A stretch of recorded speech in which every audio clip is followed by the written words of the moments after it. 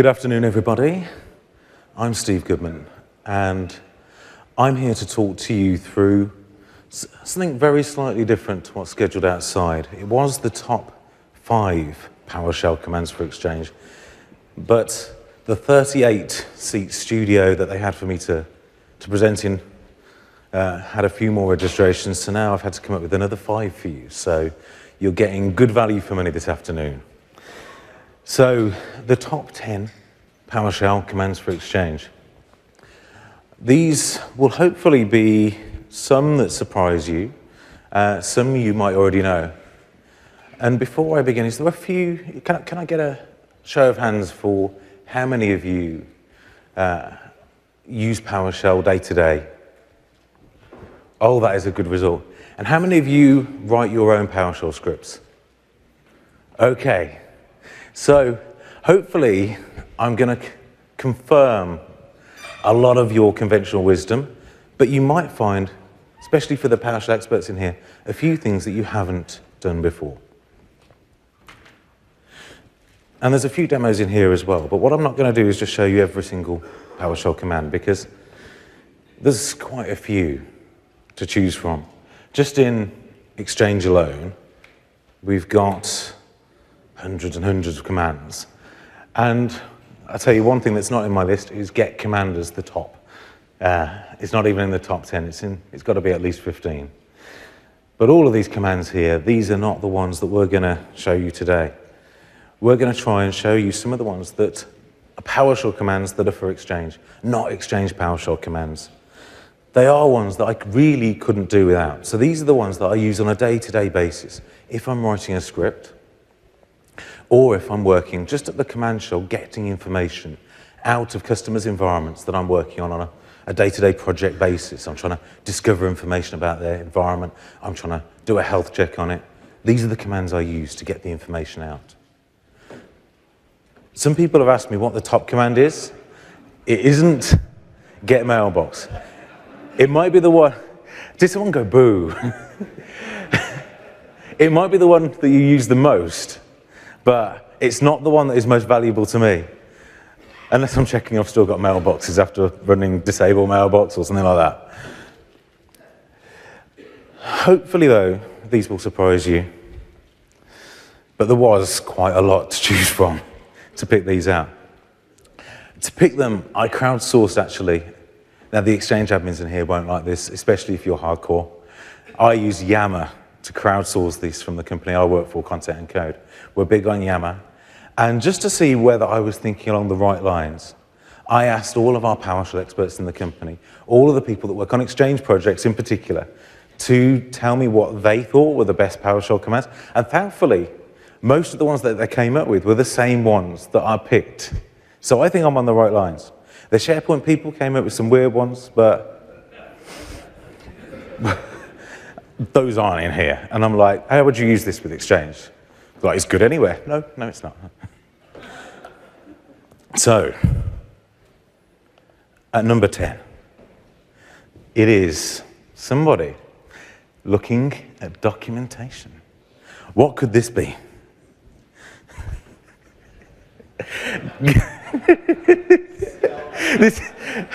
If you like this level of stuff, this is the session for you. This is get help.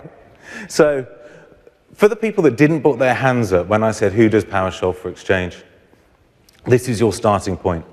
But I'd be lying if I didn't say I use this on a regular basis, because I can't remember all of the commands. We saw them on the other screen. There's loads of them. I can't remember all the parameters. I can't remember all of the examples. I can't remember all of the different ways to format the parameters that I need to put into the command. I want some good examples, you know?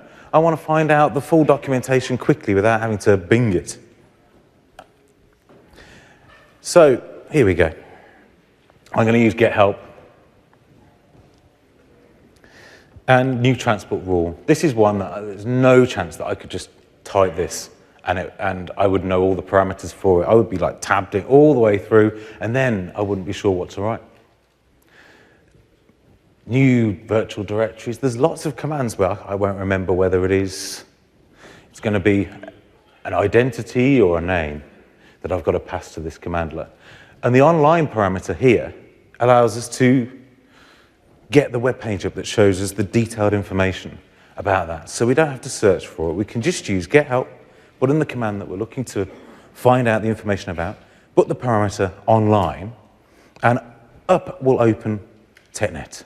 And it'll show you everything that you need to know.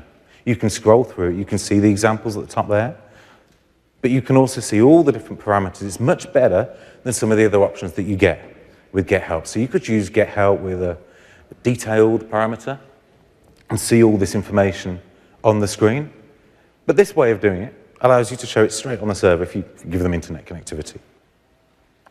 So those two examples there, get help and new transport rules, and we use that examples parameter just to show straight away some quick examples on the screen. I didn't want to launch a web browser, just to see a quick example, a quick reminder for what I needed to type. And I used the online example to show the web page. That was our number 10. It's going to get better from here. Number 9, we've got filing cabinet stuff. We've got loads and loads of files. What command could this be? I worked out how to get stock photos, and I used them. Get content. Now, this is one that this is one of the ones that came from one of our guys, Paul. And he uses this a lot when he's troubleshooting, because he doesn't follow my guides on how to set up things like hybrid properly, so he gets stuck and has to watch IIS log files to understand why things aren't working. That's bad. But when things like that happen to him, he can use tools like this to watch the log files in real time. You can use it for all sorts of stuff. And it went into here not just because it's good for troubleshooting, but because actually some of my scripts do use this when you're doing, some of the ones I've written that do log analysis, that pull information in, and all those other ways of doing it. This is quite a simple way of bringing information in, allowing you to process it and find out some information. So let's have a look at this demo. So I'm going to have a look at an IIS log file. The problem I've got is I don't know, I want to try and catch some requests as they come through. I want to make sure it's working.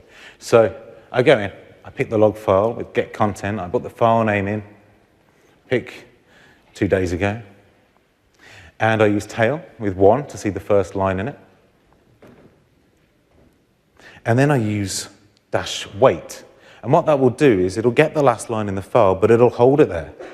And then as requests hit OWA and other services, it'll show the file as we go along. So I can use that and just sit there at the prompt, and as people make requests to the web server, these will show up in real time. So I can use it to make sure things are working, or I can filter that information to find out information that I'm looking for out of that log file. Perhaps I'm looking for 500 errors. And the other way of doing this is to bring that information into a variable, so where what we're doing, we're bringing that into that $file variable, which is an array of information, line by line, item by item, row by row. And we can examine that information by going file 1, file 2, and we can look at every single line. On its own, that's not super useful. But when we combine it with some other commands that might make the top 10, then we can do some very interesting stuff. So get content is a foundation for writing scripts, but it's also a good troubleshooting tool that you can use. So those examples there. The tail one, so when I used to be a Unix admin, I used to use tail all the time for monitoring log files. And it took a while for me to know that this was something you could do in PowerShell. I didn't know that you could use tail and wait to monitor log files. So when I learned this, I was like, oh, this is so much easier than what I've been doing, which is opening up log files in Notepad and searching through them repeatedly, or using third-party tools to monitor them. So this is very, very useful for doing that. But as you can see, it's also the foundation for scripts where we can use get content to bring the data from a file into a variable, an array, which is a list of the rows in the file, and then we can go through it line by line and look at the information in there. So, at number 8, it's a box of chocolates, a selection of chocolates. you may have guessed, this is select object. And this is one of the core commands that you must have to use. If there's, well, rarely I'll see on threads on Office 365 Facebook groups, tech community and other places, that people are having trouble manipulating data that they're getting from Exchange because they're using other options. So they're using things like format list to get that data and show it on the screen. And then they're trying to process that down the pipeline, pass that information from command to command, and having problems. And that's because they're not using this instead of things like format list. And it's a much better way of getting that data. So when you get data from one command, the output of get mailbox, you can send it to a pipe. And that means that you can send it to the next command along. The next command can be select object, and anyone that's got experience with SQL in the room might be familiar with it. You can use it to pick certain properties. So if you just want to pick someone's name or email address, you can use it to just pick that information out. It's the foundation for making reports quickly. So here we're going to get a quick report on mailboxes. So I'm going to get a report on the screen. I don't want all the information. I don't want the default information that it shows, and I don't want everything.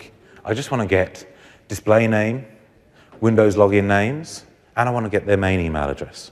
So I'll use select display name, some account name, UPN, primary SMTP address, and we get that out on the screen there. I can use it in other ways as well. So I could use it to get a report on mailbox sizes. So here I'm getting some information about mailbox database, and I'm just going to get the display name and something that's not shown by default. I want to see the total item size. So here, just by using select, I've built myself a very simple report on mailbox sizes in my reasonably small Exchange environment. So get mailbox statistics, perfect, common candidates for using select. And again, SQL admins in here, or ex-SQL admins, anyone who's used the select statement before will be familiar with this. It's very simple to use. We just give it a comma-separated list of the properties that we want to capture. At number 7, we've got a microphone. Maybe we're going to record something. And you may have guessed, if you know a lot of your PowerShell commands, start transcript. And this was one of the ones that we crowdsourced from Yammer. And this is perfect if you want to be able to keep a log of what you're doing when you're making a change, perhaps, to your environment. So if you're using Exchange 2010, 2013, 2016, you might have things like admin audit logging to actually capture what changes you've actually made to your Exchange environment. However, that doesn't capture all the commands that you typed, especially ones that weren't against Exchange, perhaps getting content from files and manipulating them first before making changes. It might be that you're trying to make an embryotic script and you want to capture things as you go along. So maybe it's your first few scripts and you're typing the commands in first, and you've been copying and pasting this into Notepad to make your first script or into the ISE. Start transcript and allow you to record that to a text file, and then you can examine it afterwards. It's very easy to use, so we can go in. And here, what I'm going to do, I'm going to use start transcript, and I'm going to then go and make a change to my Exchange environment. I'm following a guide to go and change my Exchange Web Services virtual directories. I've approved this change in advance. I hope I don't get it wrong. I'm going to change the internal URLs on all of my servers with no hands. And I'm going to change that. I'm just pasting this in from the internet. I'm going to change this to https://mail.contoso.com. This might not be right, but it's late at night and I haven't really been paying attention. I make the change. I think everything's okay. I'm tired. I double check everything. It all looks good to me. Stop transcript, and I go to bed. Then in the morning, people can't check other people's availability. Out of Office doesn't work anymore. People are getting weird messages. Outlook's slower. So I have to go back in and check, what did I do? And I look and I see, oh no, I didn't. I've changed it, I've just pasted it in, I've not changed it to the right URL. It's useful for that. Otherwise, I'd have to retrace my steps one by one and find that out. It's a useful log. And of course, if you're making a change and something else goes wrong, people say, Steve, Exchange has stopped working. So I literally only got mailboxes and did a report. It's not working, it must have been something you've done. You've got the logs to prove it. So, start transcript, do all sorts of weird stuff. Got a change approved, stop transcript. You've got the logs to make sure that you can say, you can go back in time, see what you did, and you can say, look, this is what I did. And number 6, I have a rather generic picture of a mailbox. And sometimes you want to test that someone's mailbox or mail system is open. And a command like testnet connection is great for that. And this is one that, at the moment, some of the guys and ladies at Content & Code are going to be building this into our prerequisites testing scripts. So we can go and do a lot of the prereq checks against Office 365 hybrid environments first, where we would do some of these tests manually to check that ports are open from Exchange servers to the Office 365 service. You can use testnet connection to do some of these tests automatically. So you don't need to do telnet and commands like that to prove that a port's open. You can use this on a scripted basis. And you could, if you want to, run this using PowerShell remoting across multiple servers.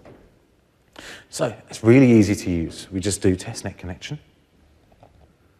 And here I'm testing from the Exchange server. I want to check that mail flow from this hybrid server is going to flow into Office 365. And I'm going to check that port 443 is open. In reality, I'd use the Exchange Online Protection URL there, but for simplicity, outlook.office365.com, just for this demo here, for the BDI people in here. And I can also do a trace route as well. So I can use this, instead of doing a normal old-style trace route command, where if I want to try and use that data perhaps later on, maybe I want to put it into a report, then I'd have to cut and paste that out. Because I'm doing this via PowerShell, then I can get the output from traceroute and I can use that to create a report. I can combine it with commands like select to take that data, and I can use that to make my own reports, put it into a fancy Word document, or use some of the commands you'll see later to examine that in a different way. It's a useful way of helping you, first of all, do tests very, very quickly, making scripts that allow you to automate some of these tests against your environment on a regular basis if you need to, and get information that you can then bring into reports so you can find out significantly more information very, very quickly.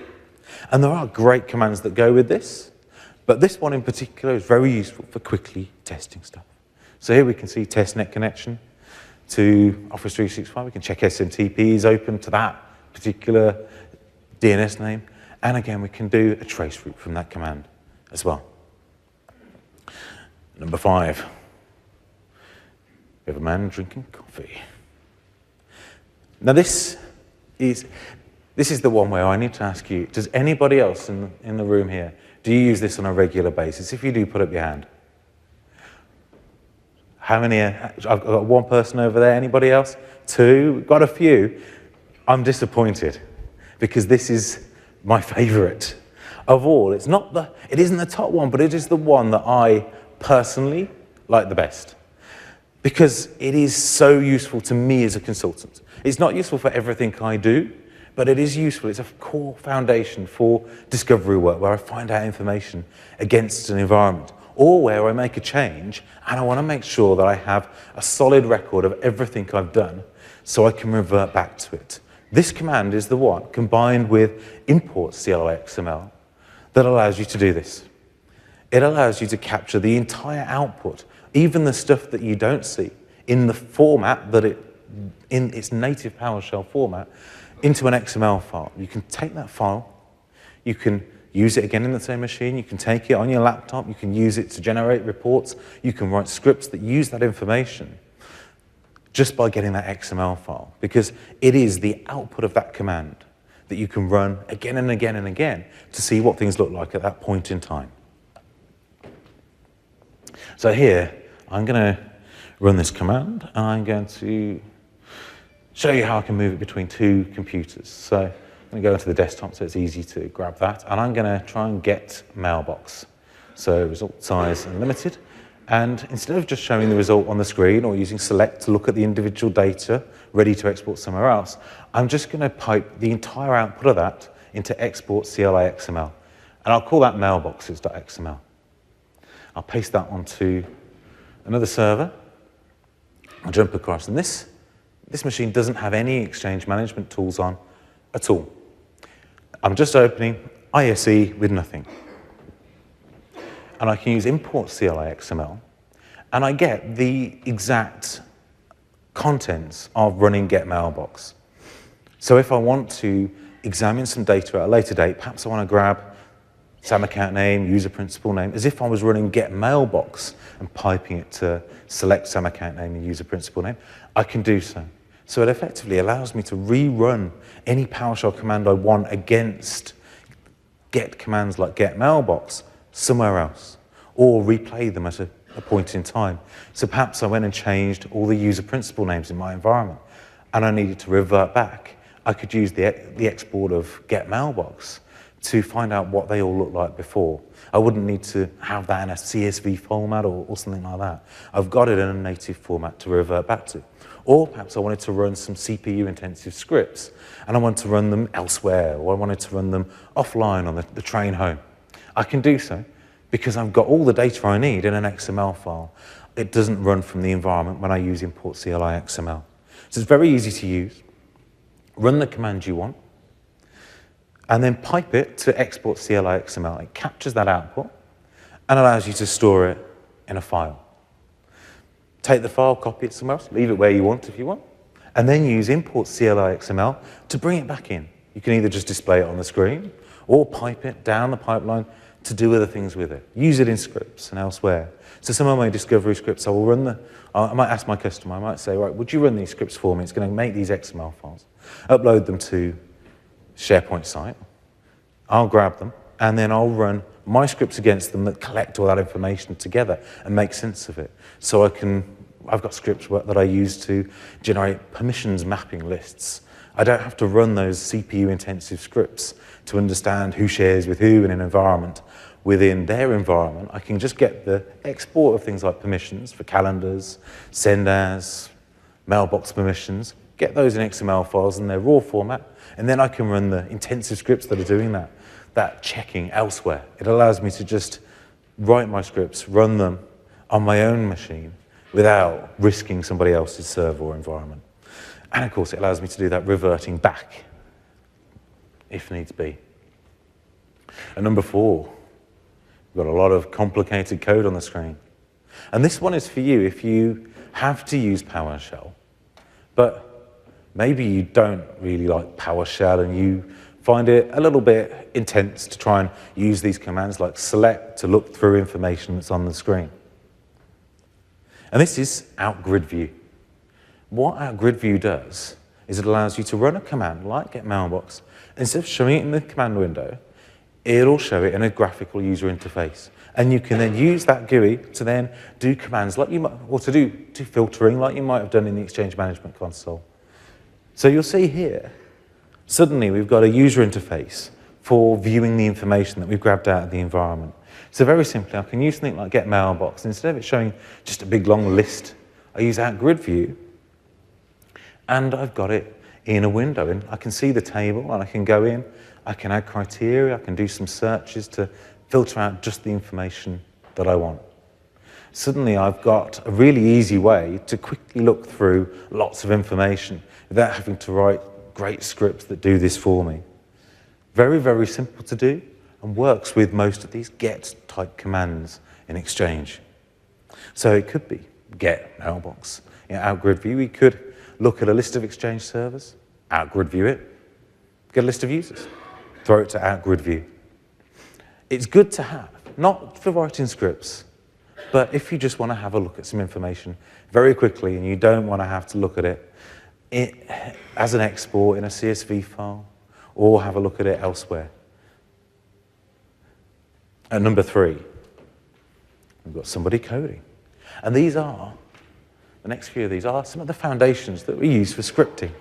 Even one-liners benefit from these. So when you saw earlier on, I used the get content command. and I got information into an array, and then I went through it line by line by line manually. What for each allows you to do, I know almost everybody who put up their hand, I hope that you're seriously familiar with for each or some of its shortcuts to make it really easy to run. But for each allows us to step line by line through some input file or through the output of something like get mailbox, and then we can perform the same check or test or action against each of those lines one by one and have as complicated logic as we need. It's the foundation, as I say, for those reporting scripts, because we can go off and run other commands against the output of the first command. So here, a very simple example where I'm going to grab the output from get mailbox, and I'm going to put it inside a variable. So now that's a list of all those mailboxes. And then I'm going to run that through for each. And I open up brackets, and I can use mailbox to signify each individual line. As it iterates through the list of mailboxes, then mailbox will be each one in the list as it goes down. So then I can do get user, identity mailbox, and then I can use one of the properties of that, user principal name, to use the get user command against that. And then this will run line by line and grab get user for each of those. Now, of course, that could be very much more complicated than this. This is perhaps the simplest sort of example that you perhaps wouldn't use on a day-to-day basis. You might have a bit more complicated logic here. I would often use it, and it's a bit off topic to show it here, to do things like changing SMTP addresses to a custom format where the customer isn't using email address policies. It allows you to have that sort of complicated logic where you need to make a decision, but you can't do it en masse against all the users. You've got to have that line-by-line decision, but again, you want to do it against a long list of items, whether that's mailboxes or something else. So, very simple to use. We need something to put into for each. So here we've got a list of mailboxes, and then we pass that through for each, and every single mailbox will have get user run against it, and it'll run that one time. This could be a whole long list of commands in a script. Often it will not be just one line. But as you can see, it's very easy to use. At number 2, we've got more code on the screen. And this is another foundation to writing scripts.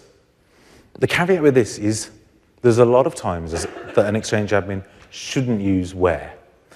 What where allows us to do is it allows us to get the output and then filter it. So if we were looking for something very specific, so we could use it to find everybody who has a certain last name in the entire list of mailboxes in our organization, or everybody with a job title of executive, and just grab that information. But what it does, or what it relies on, is get mailbox running and getting all that information to our PowerShell session. So if you have an environment with 30,000, 100,000 people, that could take 10 minutes or longer to run. So in some circumstances, you should look at the command itself and see whether there's a filter parameter, because that allows you to trim back and quickly filter out that data very, very easily. But here, where the filter command isn't supported on many commands, or for many of the properties that it doesn't support, because it only supports the simple ones, like name and so on, we can use this against any PowerShell command in Exchange and elsewhere to filter and find out specific information. And it's very useful for gaining quick insight into our environment to find out the scale of a problem, perhaps, or the scale of changes we need to make. So in this example, this is a common thing I need to check. I need to check and find out people who have the email address policy disabled, because I know that they might have to have it re-enabled or make some manual updates. So I pipe it to where, the output from get mailbox, and I use a dollar with an underline and a dot to signify the property email address policy enabled, and then I use equals false. And it shows me all the mailboxes that have email address policies disabled. Or I could use it perhaps just to filter on Exchange server names where they are something that begins with SG. So I can use a wildcard to filter for all my SG star mailbox servers within the organization. So I can use it to filter the output very, very easily from any of my Exchange PowerShell commands. It's very easy to use. And I'd expect, if you're doing PowerShell admin via, if you're doing Exchange admin via PowerShell, then you will almost certainly use this on a regular basis if you're generating your own reports or trying to filter that information back. And my top one is this. Now, it might surprise you. I hope it doesn't. But it's the one that I've been using repeatedly. No one's surprised here. So the export CLI XML people know. Export CSV. This has been the foundation of almost every report that I've needed to generate for a customer on an ad hoc basis. So if I want to create reports that show sharing within an organization, permissions, top 10 mailbox sizes, this is the one, without a doubt. This command has been used hundreds and hundreds, if not thousands of times in the scripts and commands that I've been using with customers. And without it, I wouldn't be able to present information back to the business to help them make decisions about things like migrations or easily get information into documentation that I create. So here we could, for example, do a report on our web services directories to see what needs to be changed. And we could grab the server names, internal URLs, external URLs. We'll use that select, again, one of our foundation top 10 commands. And we'll pipe that to export CSV. And here we'll use no type information to grab we'll use no type information to make sure we cut out the type information that will show at the top of the file, just so it's a clean CSV file. And then we'll specify a file name here. And we've got a CSV file that can open in Notepad if we want, but generally bring that out, use that elsewhere in Excel. But more useful is when we're trying to generate ongoing information about our environment. So perhaps we want to do a weekly mailbox report. So we could use get mailbox, could pipe that to get mailbox statistics, and then use our select command that we used earlier to select the display name, the total item size, and then we can pipe that again into export CSV. And as we pipe that into export CSV, it allows us to create a report of all the mailbox sizes within the environment and send that to management. We could add a few extra commands to that. We could sort it and get just the top 10. We can do a lot of extra stuff before we pass it to export CSV. Or equally, you could filter it when we get it into Excel. But in one command, we've made a report that gives us the top mailbox sizes in the org. We could, of course, make this much more complicated. But if we just want to get something very simple out, it's the perfect command to use. So, export CSV. The important bit is it goes at the end of your pipeline. The select command is so useful to use with it because you use select to filter just the fields that you want. You can specify the order of those in the CSV file that's generated, and then you pipe it to export CSV, and it goes into the file that you want. Now, I know not everybody will agree with me on whether or not these were the top PowerShell commands. So maybe we can get to 20. So if you've got more, tweet me at Steve Goodman, and the best ones, maybe next year, we'll do the top 20. But for now, thank you very much.